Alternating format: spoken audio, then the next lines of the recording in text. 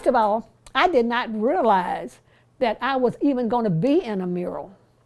And when Brandon interviewed me, I didn't ask a lot of questions because I said he wanted to do an interview. I said, okay. So we met at Western Library and we did the interview. And I did not realize that I was going to be in the mural until the artist came into town this past week. So it was something I told, and I do not know who recommended me to be in the mural or anything. And it's just amazing. Nice to meet you. Oh, okay, then what's your name? Autumn. I'm glad to meet you.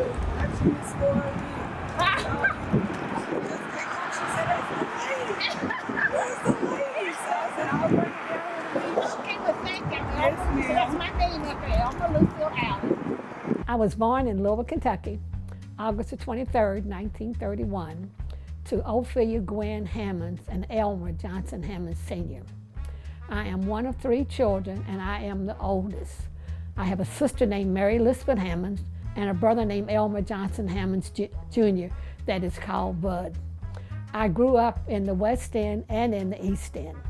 My grandmother lived in the East End, and I stayed there a lot from the time maybe from birth up until I was 5 or 6 years old. Well, the house on the mural is my grandmother's house, and it's at 611 East Fenzer, which is 1 block south of Broadway and Hancock.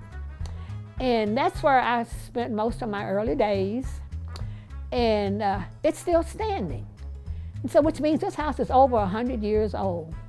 And it brought back memories, and when I went there, the fellow who was renovating it wanted to know that I want to come in, and I said no. I wanted to remember the house as I knew it.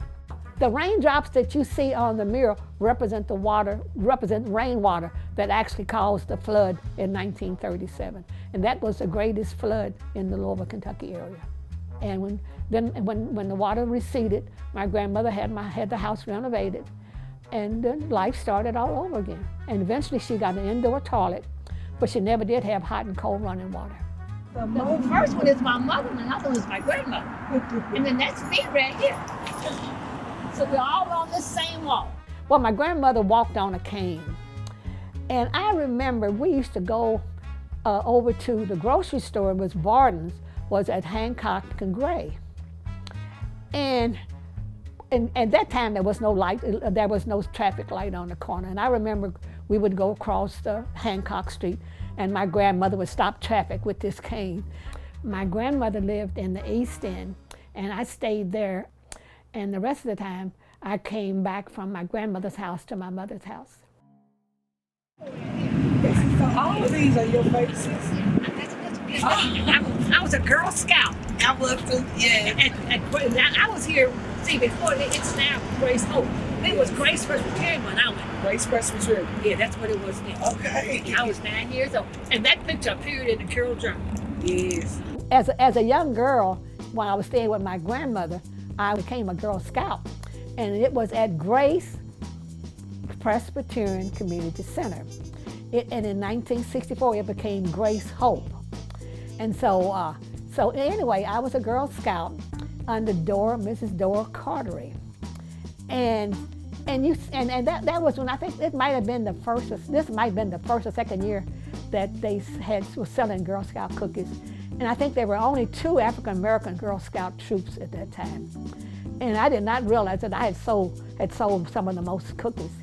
And I made this painting, and it appeared in the newspaper in 1941 when I was 9 years old. I stayed with my grandmother sometimes, I stayed with my mother sometimes. My mother, she worked as a day worker, in service, and she was a cook and a maid. And my mother nor my father, neither one of them finished high school. Well, neither my brother nor my sister graduated from high school.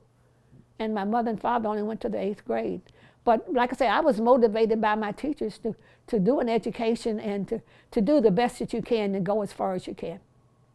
I attended Central High School, and I was a second honor student when I graduated in 1949. And from there, I went to the Louisville Municipal College, which was the black college for the University of Louisville. And I went there for 2 years. And then when they closed, and they closed because of the day law said that blacks and whites could not go to school together.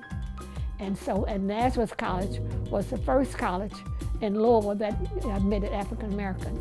And in 1951, when I started at Nazareth, I graduated in 1953 with a degree in general education with a major in chemistry and a minor in math. I was a med tech for years, and finally in Indianapolis, and I moved back to Louisville. And I worked at several places, but I ended up working at Brown-Forman. And I started there as a junior chemist and went up to a senior analytical chemist, and I retired there in 1997. I was the first African-American chemist there. The lady on the wall is Loretta Eves Manson. She was my girlfriend as a young girl. She ended up coming to work at Brown-Forman.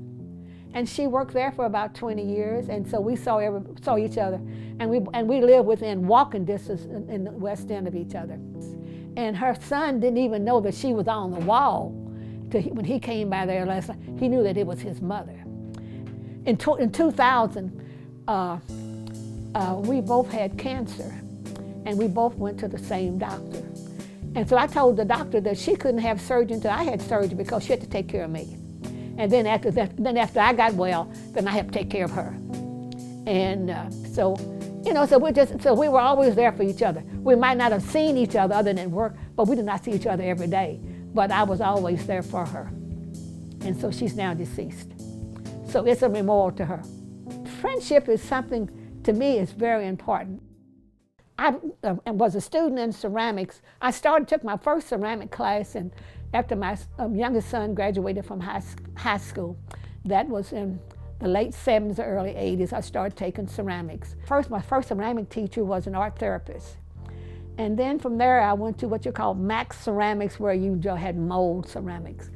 But my very first two pieces that I made in ceramics was a cup that I threw, and a turtle. And I still have those first two pieces. And from there, I went to Metro Arts Center, which was out at Dixie Highway and West Pages Lane. So while I was at Metro Arts Center, the teachers at Metro Arts Center were students at the University of Louisville in the master's program. So I was advised by Laura Ross, who is ceramics, who was working on a master's. She said, why don't you go to the University of Louisville and take classes? So my very first class at the University of Louisville was 1981. And I'm still a student in ceramics. This is 2019. In 2000, they said, Lucille, why don't you think about getting a master's in ceramics? I said, oh, okay, I can do that. I was retired. So in order to get a master's in ceramics, I had to take a fiber class. So when I graduated in 2002, my degree is in ceramics and in fiber. But my master's show was all stencils. I did all stencil, and most of my work, if you recognize in my stencil work, or even in my ceramic work and in my fiber, I do a lot of geometric based on mathematics, and the circle and the triangle and rectangles, they're very important to me. So then from there, while I was working on my master's, I was introduced to this shibori this technique, which is known as shibori, which is a Japanese technique. And there's several, you can call stitch resist, and you can call fold and block, or and some people call it tie-dye. Well, I really enjoy the process of hand stitching. So what I do, I draw everything out on graph paper, on 1/4 inch to an inch. And I do everything by hand before I draw. And so I sat down. It might take a piece 6 months to do. And then after it's all stitched, you pull up the stitches and you dye it. And then you let your fabric dry. Then you take the stitches out, and you iron it. Then that gives you your final product. The piece that he has on the piece, it's a wrap. Otherwise, what I put the fabric on like a PVC pipe, and then I take a piece of dental floss or something, and then I wrap it up, and then you scrunch it down, and then when you put it in the dye, and then when you come up out, then you have all the different striations that you see. but that's the technique that I really prefer. I really prefer stitch resist dye, where everything is stitched. I cannot say enough about Brandon because he has persevered and he's learned a lot and he's successful. In other words, you can say something to him and if he might not agree with, but he'll listen to what you have to say. Brandon is a very enlightening individual that, you know, you can relate to almost like a brother. His humor, his demeanor, and his spirit is welcome to this community for what we need as far as individuals that know how to relate. No matter who comes down the sidewalk, he knows how to be able to have a conversation with them, and at the end of the conversation, they are very enlightened on how he done the project and how he's working on this project, and they really enjoy him being here and what he's trying to do. When I applied for the project, I submitted a proposal that I would like to do something that related to the Smoketown community. I like to think quite a bit about the context of where the murals are going to be and who's going to be looking at them. And since it was in Smoketown, I chose Mrs. Allen because she has such strong roots to that place. And I want to do my best for that community, and I want to do my best for Mrs. Allen and her family, and for the family of Miss Loretta. I really just want to make something that would honor their legacy and make them feel proud and just inspire other people who see the mural. To see what he has done, and to see how he has portrayed me, and you can tell who I am. And so he's captured, the vision. He has to be his parents really raised him. He's working and living right now in an African-American community. And you would think he's one of us. And to sit there and everybody coming by asking him questions and how you do this and why are you doing that, I cannot say enough words. And this mural, and he said he's going to seal it, so which means if you put something on it, you'll be able to wash it off. And that this is something that will be his legacy. I want the community to see an African American who started out in an all-black community to succeed, graduate from high school, graduate from college, get a master's, and retire from Brown-Forman, which is a leading company in Louisville, Kentucky. When I look at that mural, it says what is possible for you as a young African American. Because you can be anything if you want to be. What are you going to be when you grow up? Tell me what you want to be when you grow up. You have to have the stamina, the encouragement, the will to succeed. And regardless of where you live, the children that are coming from Mosaic Junior High, they will see this mural every day. And they say, well, if she can do it, I can do it. And this, I think, is something.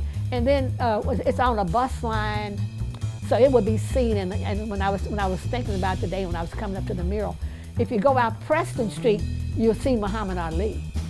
And when you come out Jackson Street, you'll see me.